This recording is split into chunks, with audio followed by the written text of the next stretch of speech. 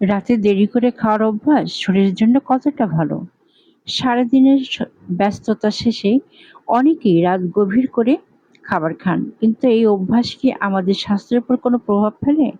রাতে খুব দেরি করে, বিশেষ করে ঘুমানোর ঠিক আগে ভারী খাবার খেলে অনেকের ক্ষেত্রে বদহজম, বুক জ্বালা, অস্বস্তি বা ঘুমের মান খারাপ হতে পারে। নিয়মিত এমন অভ্যাস থাকলে অস্বাস্থ্যকর খাদ্যাভ্যাস তৈরি হতে পারে ও এবং ওজন নিয়ন্ত্রণ করাও কঠিন হয়ে যেতে পারে।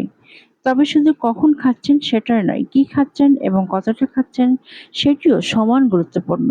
তাই রাতের খাবার পরিমিত রাখুন। তেল, চর্বিযুক্ত ভারী খাবার এড়িয়ে চলুন এবং সম্ভব হলে ঘুমানোর অন্তত ২-৩ ঘন্টা আগে রাতের খাবার শেষ করুন।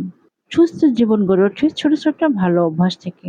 সময় মতো পরিমিত ও পুষ্টিকর খাবার খাওয়ার অভ্যাস আপনার শরীরকে আরও সতেজ ও সুস্থ রাখতে সাহায্য করতে পারে।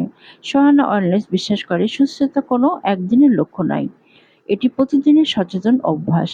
স্বাস্থ্য, পুষ্টি ও সুন্দর জীবনযাপনের নির্ভরযোগ্য পরামর্শ পেতে সোহানা ওয়েলনেসের সঙ্গেই থাকুন। Bangladeshi blogger Sohana wellness. Thanks for watching.